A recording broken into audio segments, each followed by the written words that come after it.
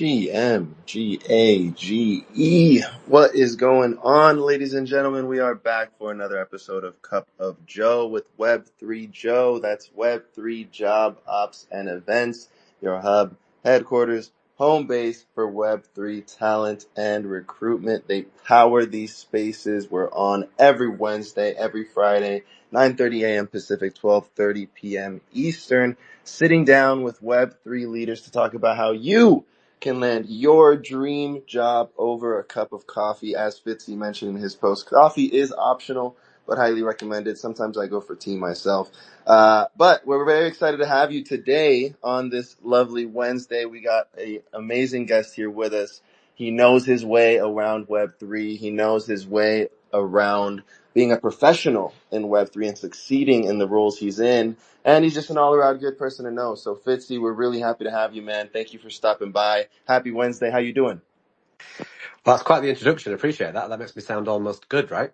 Yeah, it's going good. Very much excited to get into a chat. I love the idea of regular spaces around opportunities in the space, because there are more than I think people realise, and there are certainly things you can do to make it more likely that you are a preferred candidate. But yeah, I'm good. Love Web3, love Bitcoin, especially in the past few years, and I'm sure we'll get into a lot of that. But yeah, I'm ready for it, man. I've got some caffeine. I'm good to go. Beautiful, brother. Well, once again, thank you so much. I know you're a busy man, so appreciate you taking a little time out of your schedule to join us. And I agree with you. It's super important. There's tons of opportunity in this space. Oftentimes, very understandably so, that focus or the focus on that opportunity is on the financial aspect, specifically the casino, the making money, the degen side, which I know you and I both love as well. But I think it's great that we can come together and talk about the opportunity on the professional side as well. I think it's a little bit more sustainable, and I think if people can find a good balance between those two things, they can stick around, right? And then when you and I are scrolling through our following list, we don't have so many accounts that we're like, oh man, we missed that guy, we missed that gal, we wish they stuck around. So looking forward to getting into it.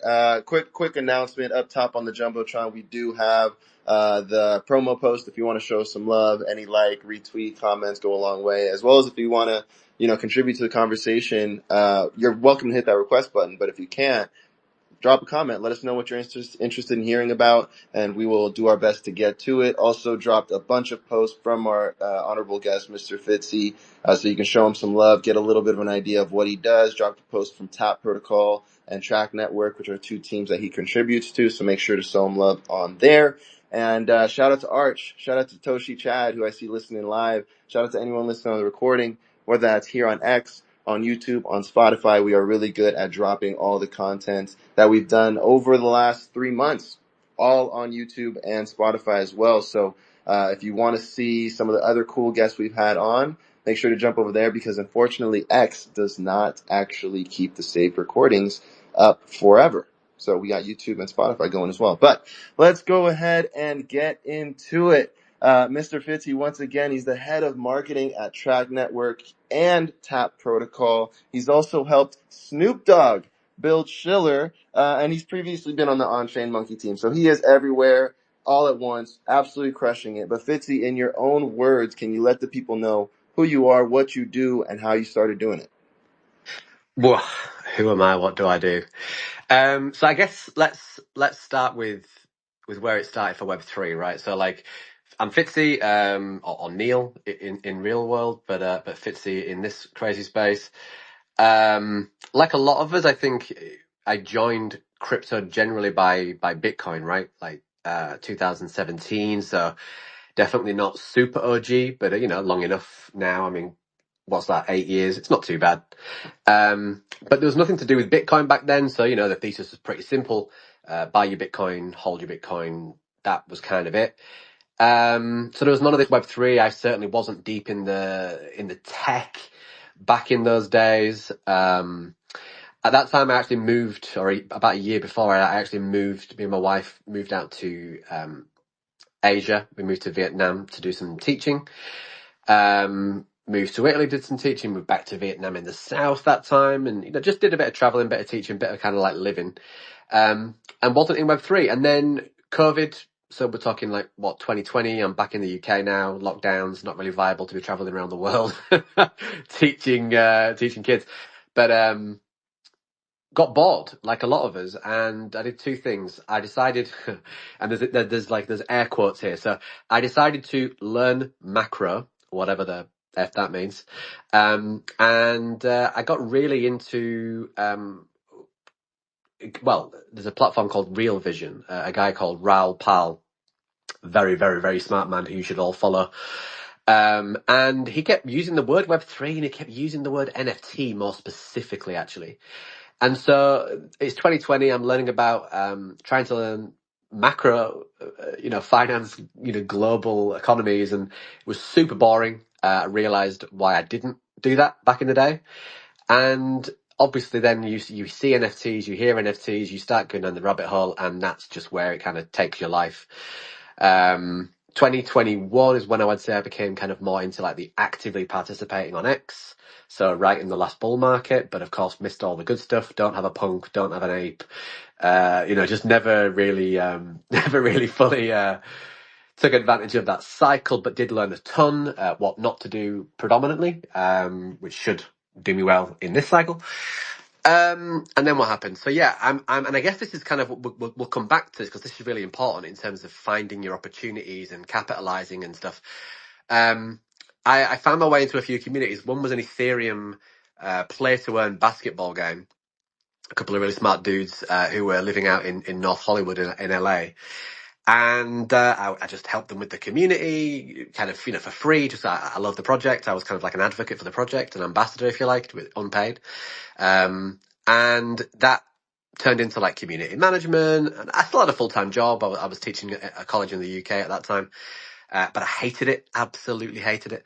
And what else? So yeah, so then I was like, look, I got to the end of 2021 and I was like, guys, I really think I could do you a job here if you really allowed me to go full time at this. I can do more than community management. I've got some project management qualifications. I've worked for HSBC in fraud prevention. I've done years of customer service roles and kind of retail management. And obviously I'd done the traveling and teaching. And I just felt like I've got a lot to offer, but I don't know what that means in this world. What are my qualifications? There is no degree for Web3, which again, super important theme for this conversation, I'm sure today. And so I said, look, I can go specifically. I want to pause for a second. This might go on for another 5 minutes. Am I cool to just keep going or? Yeah. Okay. No, go ahead. Let it rip. Yeah. Cool. So, normally I try and make this shorter than this, but I think given the space, it's good information. So it got to Christmas 2021 and long story short, was in a meeting with the college and I could see they were going to screw me. I could see they were going to throw a lot of stuff at me in the new year. They were silently behind my back, moving people into different departments. And that basically was going to mean that I was going to get everything dumped on me. And it wasn't like I was getting paid a lot of money at that time. So I just kind of went home, said to my wife, I'm going to speak to the guys. I'm going to get on a call with the founders of this company. I'm going to tell them that they need me and that I will work incredibly hard. Just pay me what I get paid in IRL, which really for this space, it wasn't a lot. And I will do whatever I need to do to make this app, this game, this collection. I'll make it work. I can do things. I'll learn, right? If I don't know, I'll learn. And so they said yes. And so I made the decision for me and my wife. I made the decision and that we should just quit our jobs. That we should just literally quit our jobs full time. Both of us move to Mexico because Mexico is, same sort of time zones as America, but lower cost of living. So it would put us less at risk because there was no way I was going to live in LA, right? And so then we moved to Mexico. I forget the name of the place, but it was about half an hour from Cancun. So it was like, party central right on your doorstep. Not that I needed that in my life at that time. So then we'd been there, I don't know, barely an hour. In fact, we were in the airport still, right? And I got a call from Sami, one of the founders, and he said, hey, actually, we need a call with you. We actually think it'd be better you moving out here to LA and we'll pay you more. So this kind of like moving to Mexico thing lasted literally 12 days in an Airbnb. We then moved to North Hollywood to live in the founder house. And I won't go through all the information there, but it was really, really cool. Really, it was like Loot. If anybody remembers Loot, it was like Loot, but for NBA. So you like minted a card with 5 players.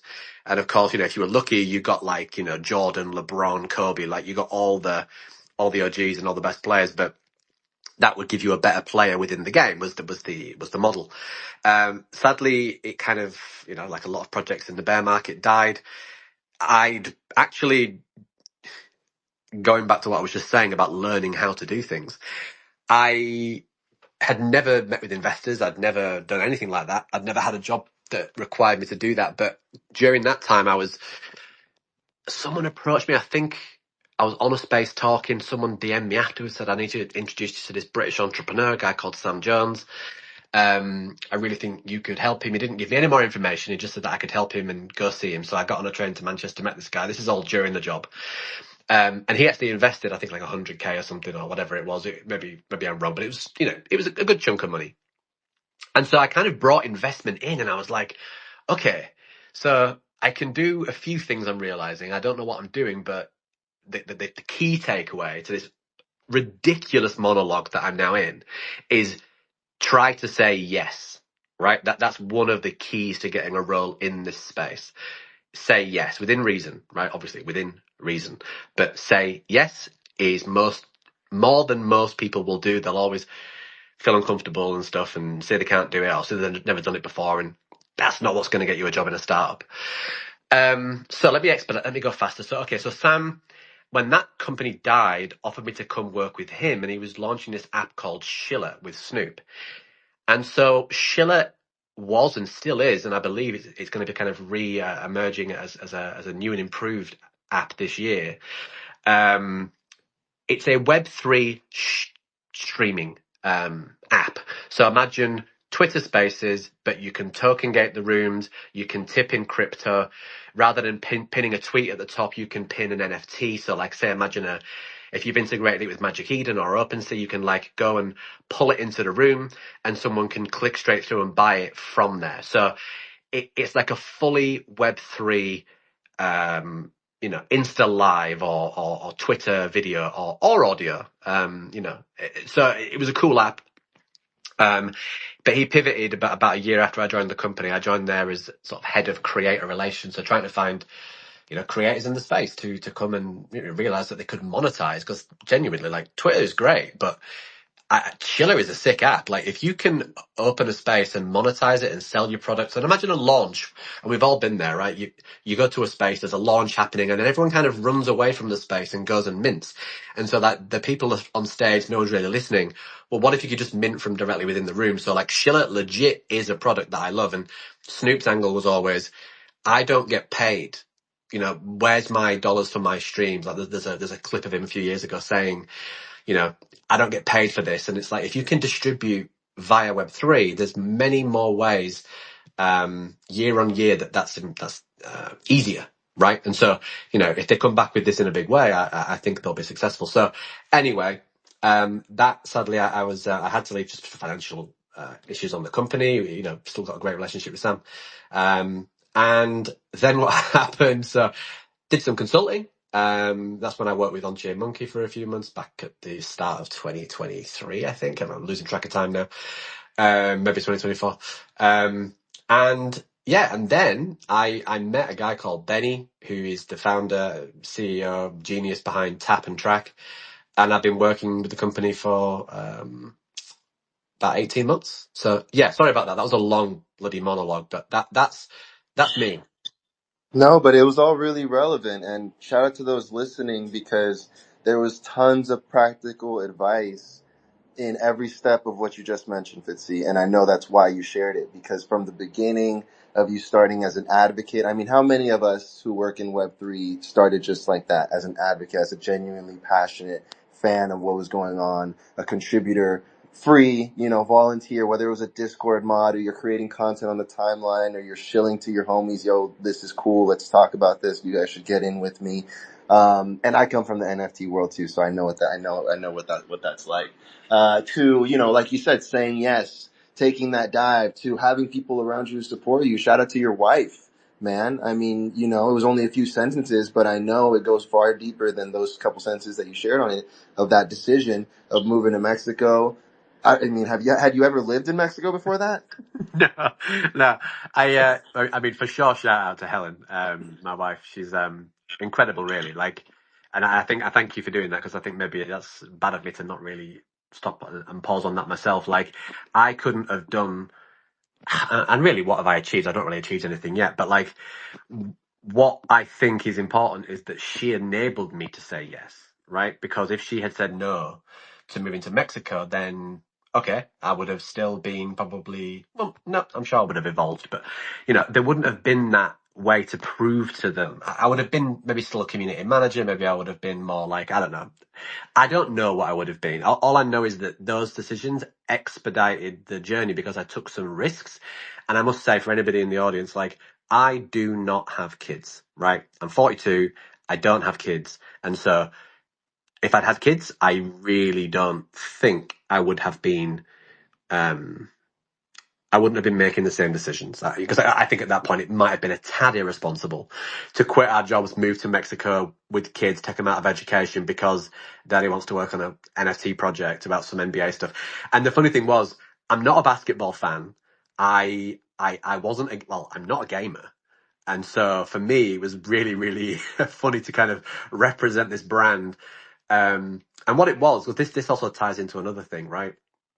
That I've always prided myself on with these companies is I dedicate my life to this. Like, I don't just work a 9 to 5. I don't work a 9 to 7. It's almost 24/7 to the point that it's not actually great, right? Back to my wife, but she tolerates it. And so what was the point there? I've lost the point. Yes, I learned product deeply. So I knew nothing about gaming or basketball. I knew nothing about Loot, the game that I compared it to. I knew nothing about social commerce, and you know that's what they called Schiller. You can do selling and buying and trading and things within a social environment. So social commerce, but it's a huge market in China, and it for sure must be now with TikTok Shop and all that sort of stuff as well in the West. And I definitely knew nothing about the type of protocols and Bitcoin deep level stuff and how an L1 works and what indexes and oracles are and all the sort of things that you'll see me talking about at conferences and, you know, on the timeline. But that's like tip number 2. Like, if you're prepared to actually learn these things deeply, then it puts you ahead of most, because most people don't care. So yeah, another kind of random tangent, but that's definitely some valuable info, I think. Yeah, and hindsight's 2020, right? I mean, looking back, you didn't have this information of being like, oh, well, this is where it was going to lead me. Y'all took the dive, you took the risk, and then you were able to leverage that into more and more opportunity, not just because you're a lucky guy and opportunity loves to meet you at your door. I'm sure that's part of it, but it's because of the energy you have, the attitude you have, the willingness to learn, the willingness to continue moving forward, and the faith that you have in this overall space. So again, tons of lessons in everything you just shared. I'm glad you touched on each and every point of that. And I want to bring us to the present day, to your current work with Tap Protocol, with Trac Network. Can you tell us a little bit about what excites you about being a part of those teams and any other teams you're contributing to right now? Yeah, I mean, so just to be clear, the company, I work for one company. I work for Trac Systems, and Trac Systems developed both the Trac network and Tap protocol. And so these are two, I mean, I'll give you the short version first. I'm excited because the stuff that this company does has never been done consistently. It solves real problems. It innovates amongst a space. And this is not shade, but there's a lot of repeated stuff. There's a lot of copy pasta. There's a lot of stuff posing as something, but under the hood, it's not really what it claims to be. There's a lot of fancy marketing, and of course, I respect it as a marketer. But I'm actually here for the innovation, and that's a bit, you know, some people don't like Wait, that. Fitzy, are you saying we don't need 100 different launch pads and 100 different processes? Man, we don't need 100 million launch pads. What we also don't need, like what I like about going to conferences, well, it makes me smile. I don't like it. Is you get approached by people. There are so many we can do everything companies, right? They're going to do, they're going to give you devs, they're going to be a launch pad, they're going to get VC, they're in touch with this, they know this, they're a KOL influencer circle. Like they're literally everything, right? They're going to do SEO and it's just like, okay, guys, like it's like when you go to a restaurant. If they're doing 5 different types of food, like if they're doing Indian, pizza, Italian, Greek, and Japanese, there's no way they're going to make great sushi, right? There's no way they're going to make great lasagna. So yes, I am saying we definitely don't need that. So true innovation, actual decentralization, taking the hard road. Integrity is a key thing for me. When I spoke to the founder Benny before I joined the company, I'd kind of known him briefly for a couple of months and had been in a few calls with the guy, but I didn't really know him. But then when you speak to the guy and he tells me about, this is like back in, I don't know, April 2020, what year are we in? 2024. And he's telling me about how he does things, and he's telling me about how it's not going to be an overnight thing, that it's going to take, there's a lot of rails to be built. There are fundamental problems with blockchains and blockchain ecosystems that nobody talks about and everyone just repeats. And in fact, this is why we are stuck in the mud as a space. It's why the scaling every year, it's, oh, we're going to scale, we're going to onboard the next billion people. But guess what? Hasn't happened, right? And the reason is because the actual networks that we're using are highly flawed. They're great. Some of them are great, but a lot of them are highly flawed. And Trac Network, I'll go there first. Trac Network solves a lot, if not all, of those problems. And it solves it not by saying, hey, we're going to build a chain, but our chain's going to be this niche, right? Which is essentially what we have now. Chains have become NFT projects. It's just, different branding, different website, different niche, different language, different buzzwords. Trac is not Web3. Trac is actually App 3, which is a natural evolution of, and in fact, a complete leapfrogging or sidestepping of blockchain technology. Because Trac is an L1, but it's not a chain. It doesn't have blocks. Every app that you use, so for example, there's a DEX called Hypermall. I've got it on my device. You've got it on your device, right? We want to make a trade. No one can stop us because it's literally peer-to-peer. The app has the node, it has the smart contract, it has the wallet, all baked in under the hood. The user doesn't need to know that. But this is how you scale, because you now have the ability to do literal peer-to-peer anything, whether that's streaming, whether that's business to business, terabyte data files, whether that's, I don't know, Pornhub, whatever you want, NFTs, tokens, like whatever it is, DEXs, all them, insert any business within Web3 and insert any business, any industry, any vertical within Web2 either, right? Because this can support anything. And so as long as I've got the app and the internet, me and you can transact, whatever that transaction is, whatever that sharing of information is, we can do it. Whereas in Web3, that's not true, because the cloud is right in the middle, fully centralized. We saw cloud issues about 2 months ago. Marketplaces went down, right? All these things that we see as central pillars of Web3, right? So, I don't want to name a name, but let's just say OpenSea, right? If it can go down and you can't trade your assets, I'm sorry, we're not in the decentralized world, right? There is a fundamental misunderstanding or head in the sand that most of these companies will not talk about for obvious reasons. No shade. Tech just evolves. And so that wouldn't be the case. Marketplace on Trac, as long as I still have the app and one other person has the app, we can trade. If 10 people have the app, we can all trade. If 1,000 people have the app, we can all trade, right? This is the fundamental difference between peer-to-peer decentralization, then the chain being decentralized, and every other thing in the middle, your indexes, your oracles, your APIs, wherever you're calling out to, anything external, Trac cuts off completely, and it says you run everything within the network. So you can run an oracle in there, you can run an indexer in there, You can run a node for a different chain in there. And when you start to think about this, you can run nodes for all chains in there. Well, if all nodes for all chains can be run in the network, that means that all chains can speak to every other chain.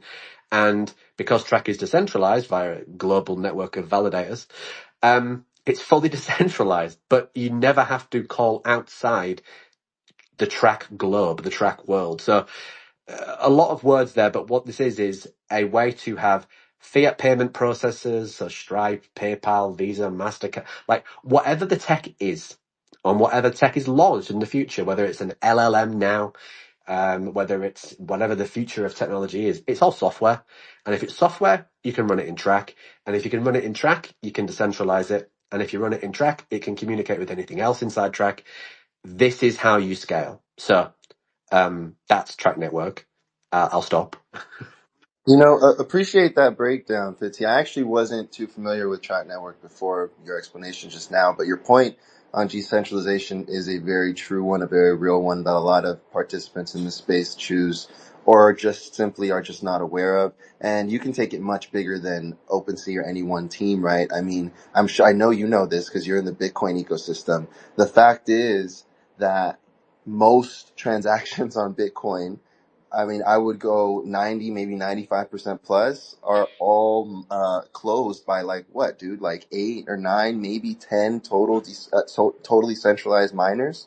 And what happened with ordinals? There was actually some weird controversy with ordinals and runes that there was like a number of these miners that were just refusing to validate these transactions, which just totally like goes against everything that we know about decentralization. So it's not FUD. It's just something that we should be aware of. And it sounds like Track Network is finding a way to solve a real problem, beyond the constant hype and speculation that you and I also love. I know you and I also love that about this space, but when it comes to innovation, that's how we move forward. So For shout out sure. to Track Network. Shout out to the work that you're doing over there. And once again, shout out to everybody in here. We are about halfway through the space. We're going to start diving into the nitty gritty, getting more into the practical advice on what you can use to help you find your dream job. If you want to jump up, join the conversation, feel free. If you can't, feel free to stay chilling in the audience. Feel free to comment up on Fitzy's post up top or my post or Web3 Job Ops post at the very beginning. If you have any questions, comments that you can't jump up and share, but you'd like to contribute, we love to hear from you.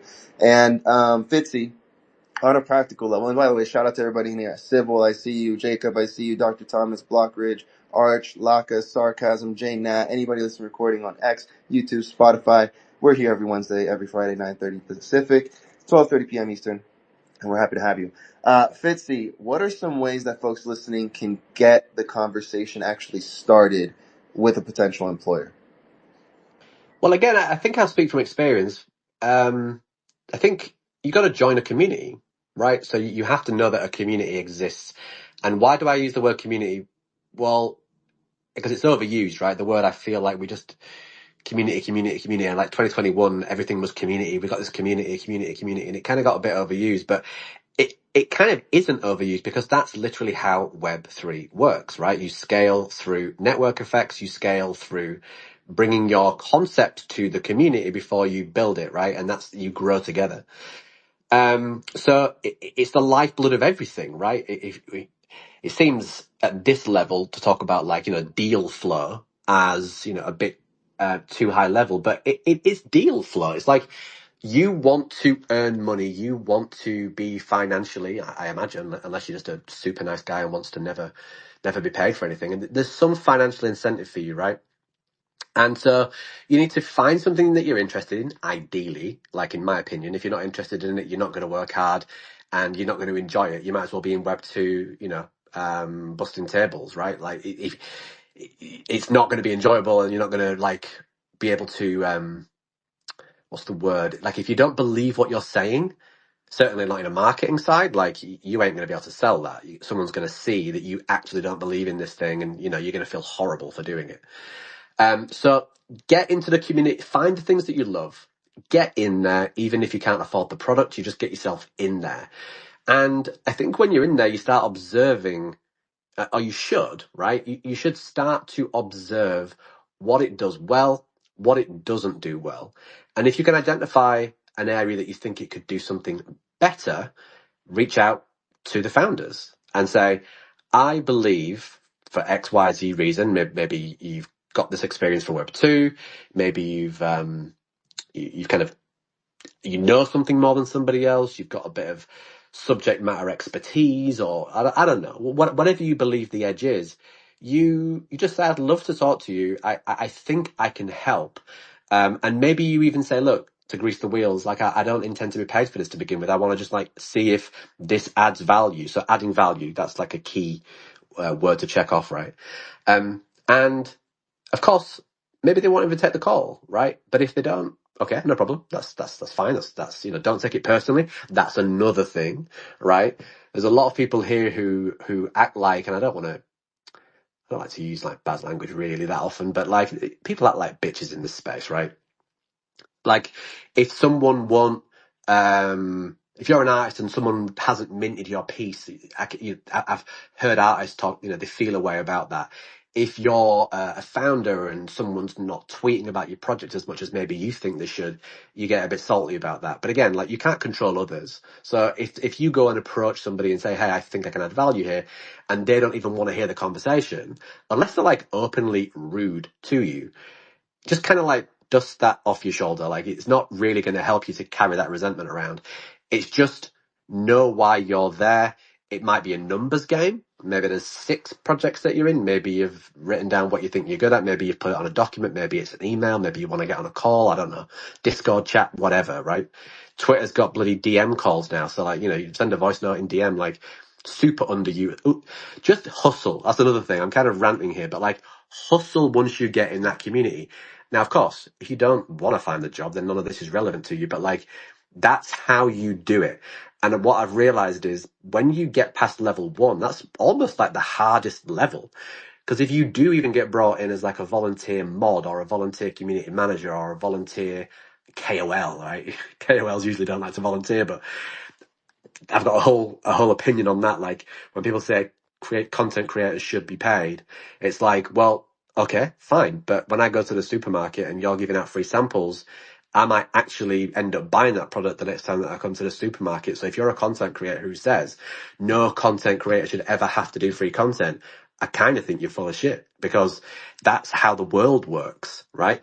Give value, get value. Demonstrate proof of value, get back, potentially value from them. So anyway, I'll stop. But step 1 is find the communities that you like, find the products that you're interested in, whether it's NFTs, tokens, infrastructure, whatever. See where you can add value, raise the conversation. Don't be worried about feeling bad if they say no, like you miss all the shots you don't take. That's certainly step 1. Get in the community. Yeah, I think that's a great point you make on like making sure that you actually care, right? And you actually want it and you find something you're actually passionate about. And your point about that step 1 being almost the hardest, because if you actually do that successfully, the rest should come somewhat naturally, right? Because you want, it's your home, it's a place you want to, you don't litter in your home. You don't want your place to be messy. You want your place to be functional and working and peaceful and doing what it needs to do. So if you genuinely find a place that you mess with, which again is something I love so much about Web3, is because there really is a place here for everyone, man. Not to get too kumbaya and but there really is a place here for everyone. And I'll also say that whatever it is you're doing in Web 2, and I know you've learned this over your time and years in the space, but it's like whatever you're already doing in Web 2 is needed here in Web 3. And sometimes we do go through that, we psych ourselves out. It's like, okay, well, like you said, there's no school on Web 3, but guess what? And we're learning too over the years that big gap that we tried to create between Web 2 and Web 3 isn't as big as we tried to make it seem.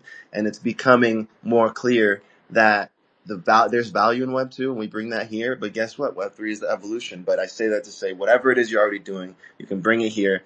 Find a community like Fitzy said, add value, hustle, don't take things personally when it's not the best fit, and instead take it as a step closer to the right fit. And understand why you're here. Understand why you're here. And if you focus on why you're here, you will be determined to get there and to contribute in the way that you can contribute, as opposed to if you focus on, I got this no, I got that no, I got that no. So Great points. Amazing points, Fitzy. We usually focus on the theme of the week at the end of the show, but I want to go in order. The theme of this week is interviewing. So I want to dive into a little, and interviewing can be a funny topic in Web3 because so often there's no interview. It's either you're reaching out or they're reaching out to you or somebody's recommending you and who you know. But sometimes there is, and I think it's worth touching on. So what tips can you give folks listening to prepare for what you can call it, that initial conversation, that interview, to be to successfully demonstrate the value that they want to share in that conversation when the time comes? Okay, so I think a lot of that leads back to what you've done in level one. So in level one, you've spent your time to actually step back, zoom out, and look at what they need, right? So in this scenario, you've approached them in some way, whether or maybe they've approached you. So that's the ideal situation. They approach you, and you've not got to do any of the hard work. And the reason they probably approached you is because you probably demonstrated that you do know about what they're doing, and they probably do realize that you might add value, right? So either way, you're at level two. So interviews, it is funny because, interviewing in the real world, and I still call it the real world. Maybe I shouldn't because this is the real world. It's just the new world. But it's not like, it's not as stuffy, is it? Like if I ever had a role where I had like right, we're going to get on a Zoom call at this time. You've been sent a PDF which has got like instructions, the format, a presentation. Like if I ever have to do that in Web3, I'll be like, man, I must be working for some billion-dollar company. Like, because that does not happen, right? It is a DM, it is a email, maybe, but likely a DM, something in Discord. Because again, you are amongst the founding team, you are amongst the leadership, you are amongst the decision makers. So you're not going to randomly get a DM from somebody you've never spoken to that's going to be a good job offer, right? It's just usually, and you have to at least know the person. So, okay, interview tips. Boring stuff, really, because again, this is not, because it's Web3, it's not exciting. It's still just preparation. It's still knowing more. It's still not, what's the word? There's a lot of buzzwords. Like, okay, let me speak from personal experience. I always think it just adds more value to just tell you about me personally. So when I was speaking to Benny, the founder of the company, um, he told me kind of, what I was looking for, and I told him, other things that maybe he didn't realize that I could do, and, told him about my experience, gave him the whole story of that I gave you guys at the start. And I always kind of do this. And maybe, I don't know, this might not work for everyone, but for me, I've had good experiences when I've acknowledged that I'm not absolutely perfect in all the ways that they have listed. Because of course the lists for job interviews are the absolute ideal, right? It's like reach for the stars and you might reach for the moon and you might, I don't know, what's the saying? Reach for the Reach stars. for the moon, you might land amongst the Yeah, stars. Yeah. something like that, right? So like they are the ideal candidate, right? And these kind of things are the jobs of the ideal candidate. So when I was explaining that, I'm a content creator, but I'm not like thread guy. I've got marketing experience, but I'm not like, working in Fortune 500 companies, marketing. I am a good writer. I know I'm a good writer, but I've never published a book. I've never been published in a newspaper, but I do write articles. I'm technical, but not as technical as I looked at his company and I was like, man, I don't really understand half of this stuff, but I said, I'll learn. And so I find that not full honesty, because you don't say I'm shit, but like I found that acknowledging that I'm not the absolutely perfect candidate, but asking them what they think the priority is, just shows a level of humanity, a level of integrity, I think. Which again, integrity. Like we could do a whole hour show about the difference between most people in this space, and I don't want to say most because people have integrity, right? But like there are a lot of companies selling things that they're not building, right? And I class that as not having integrity. So yeah, I think there's a whole rant there, but definitely planning, knowing what you're going to say, research, know the company, know the kind of, let me give you an example, right? BD. So if you want to be a business development guy, a BD, biz dev, whatever we call them. Back to what I said earlier, one of the skills you're going to need is being able to get the door slammed in your face 1 million times and still going and knocking on the next one, because BD is super numbers game, right?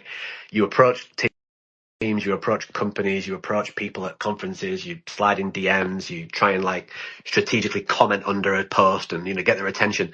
You're going to get doors slammed in your face so many times. But if you have that skill set and you are just uncompromising, will not stop, that's very, very valuable to a startup, because there are so many BDs who, sadly, in past companies I've worked with them, and I'm just like, you aren't really doing anything. And in fact, you're almost acting like an influencer rather than a BD, and you've not got a big account. So you're not really pulling your weight as an influencer. So, BD, like if you know the company a little bit, if you tell them that you literally won't stop and that you will keep knocking on doors and that with their help that you can learn product, you are super valuable in Web3. Like just if you have that skill set, you are incredibly valuable in Web3. So yeah, I know I'm all over the place. That's how I communicate, just like scattergun and maybe some of it sticks. But like that's the answer to that particular question. No, you touched on a lot of great points, and I think one that I'll quickly highlight is just your point on humility. I think it goes that much further in Web3 because we are so digital, which I love. It allows us to be global. It allows us to be connected to people that we maybe never would have ever imagined to be in contact with. But I think it also adds to the importance and significance of showing that human aspect. There are people behind these PFPs, and I think it is a balance. But especially in Web3 as well, it's like a lot of these roles are still being defined. It's a lot of startup culture, which is why there's a lot of overlap and blurred lines in between what is what, what's a KOL, what's a BD guy, what's a sales guy, what's a, gal, of course. But I think that's why when you can come to the conversation and provide some kind of clarity on like, look, like you said, I have some influence. I'm not one of the top 25 influencers you're going to see on the timeline. I've said this multiple times in my conversation. I'm a Spaces host. I've been hosting Spaces since I started working in this space. I'm consistent. When I reach out to people, I get responses, but I'm not going to pull 100 people in a room. Clearly, right? We're here right now. Shout out to everybody in here. That's just not me. I'm consistent. I'm on time. I'm professional. I get responses. And I like to think that people leave our conversations with a little bit of value. I've been doing that for years, but I'm not going to pull 100, sometimes even 50, 25 people in a space. And people appreciate that, right? Even Web3 job ops. I'm with Web3 job ops now. I do marketing for them, which part of that is the spaces. I do recruiting for them. I've been with them for 4 months now. And before this, I really didn't have any experience with recruiting.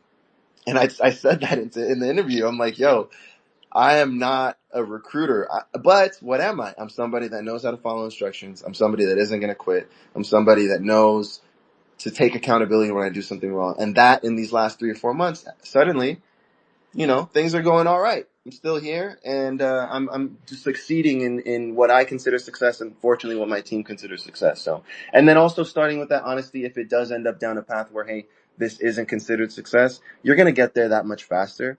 Which may not be the best thing in the short term, but in the longer term, you're moving forward to that next opportunity that much faster, and you maintain your respect and your integrity, right? Which is a big thing that you mentioned as well. Speaking of success, Fitzy, there's a lot of different ways to define success. How do you define success in your roles when you contribute to these teams? Yeah, broad question, and it's almost like ask them. But let me try and give an answer. I mean, I guess I'd be answering the question if I spoke about what I pride myself on. Like, and progress is what I pride myself on. Like, if you'd have heard me, if we'd have been having conversations about the tech, 18 months ago, 12 months ago, 6 months ago, 3 months ago, sometimes 1 month ago. This week, literally, there's two things that we've launched or we've announced. Something called homomorphic encryption, super technical but really cool, and also something called DM Tool, which is like a digital matter art toolkit to launch art collections on Bitcoin, right? In the past 48 hours, these things have been announced. I've kind of known they're coming, but I'm not super up on the inner workings. But I know tomorrow, in a week, in a month, I'll be, much better. And people put a lot of expectations on themselves about success. And again, here's something that I always, imposter syndrome, right? This imposter syndrome, right? If you don't know what that is, and I'm assuming you do, but like feeling like you don't belong somewhere, like you're not good enough to be there, like, everyone's looking at you, like they're going to think, what the hell are you doing? Why couldn't you do that? In Web 2, that's kind of a thing. Like once you go through training, you go into a role, and you're expected to do it, right? So if you just massively messed up, like you're going to be pulled into the boss's office, right? In Web 3, it's kind of not like that, or in my opinion, it shouldn't be like that. And I've never really experienced it. And again, picking people by the people, from my side, I think helps. I don't want to work for someone that's going to be like, has really misjudged their expectations of what they're going to achieve in 6 months. And if the company doesn't work, it's all the marketing guy's fault, or it's the BD's fault, right? When in fact, they just completely thought they were going to become $1 billion company in 2 months or whatever, right? I don't work for people like that. I never would. I've said no to many projects with NFT projects. I just, nope, not going to do that. Just don't, can't buy into that. And I've taught myself out of the point, which is classic. Before I tangented, what was I saying? Success. Yes, yeah. So, um, I just make sure that I'm learning. I make sure that I'm knowing more. I'm making sure that if I am a BD, which I'm not, but if I was, that my pitch was refined every day. That the next time I get at least one reply, that the next time I hold the conversation, that the next time I might get somebody on a call, that the next time it might lead to a partnership, right? It might lead to some actual development of the business, which is what I'm there to do. Or it's marketing, because again, back to me, like, I need to understand the product. Otherwise, how am I going to be taken seriously? This is technical products. Like, I'm not selling an NFT. I'm selling software. I'm selling protocols and chains. If I can't go to a conference and speak to the devs, what is the likelihood that I'm going to attract anybody to build on this, right?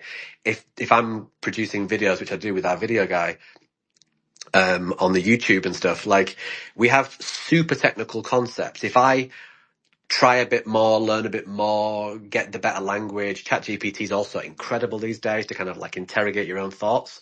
If I can condense all that tech out of the founder's brain into 2 paragraphs, get that into a script, and now with AI, post that on the timeline so the community understands, that's progress, that's success, that's what I pride myself on. So again, a lot of answers probably all intermingled in one, but it's step forward, step forward, step forward, step forward, consistency, hard work. Like, success is just, just trying hard, like trying.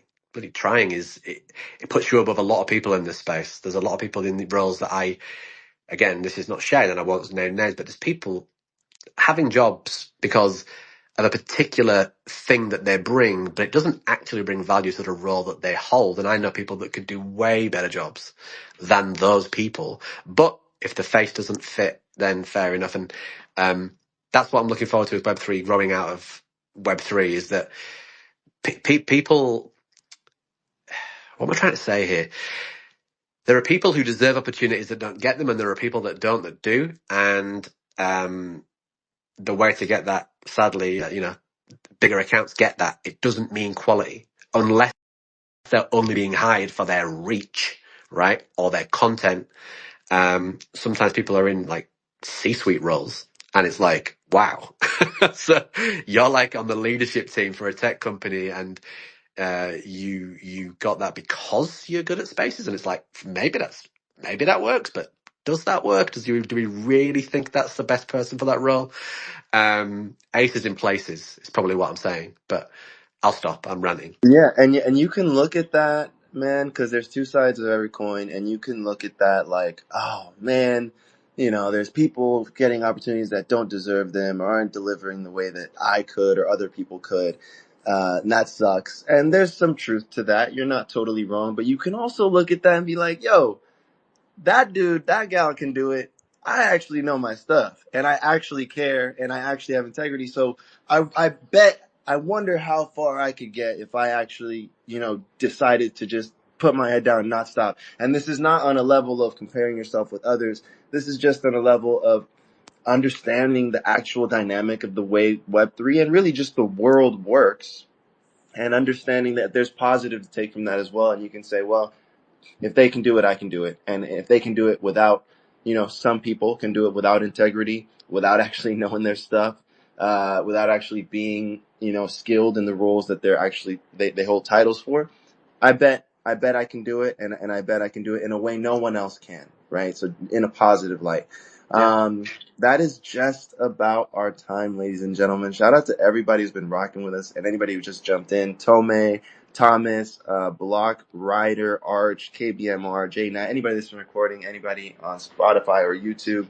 We're winding down, but I got one more question for our honorable guest, Mr. Fitzy, to kind of wrap up everything that we've touched on in these last 50 minutes or so.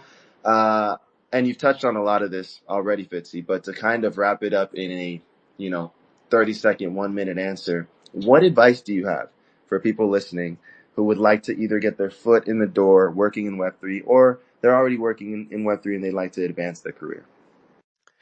Yeah, well, you know I'm not great at short answers. I guess I can just review what I've said. Like, identify something you would love to work for. Get into that community. This is the kind of the greatest alpha that the you can literally get in there and speak with these teams. That doesn't work in Web2. You can't just like go running into someone's business and start sitting down at the table and kicking it. Like they'll kick you out. But like in Web3, that is your edge. You're surrounded by the leaders of the new world. Like when the music stops and Web3 becomes like not just about Twitter, right? And we're already past that, right?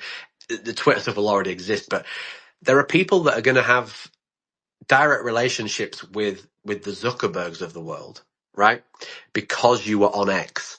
So, I've spoken about like communities and going into Discords. All this stuff works on Spaces, right? I should have probably mentioned this earlier. Obviously, come in, listen. If you've got an opinion, get on stage and give it. Most people don't do that.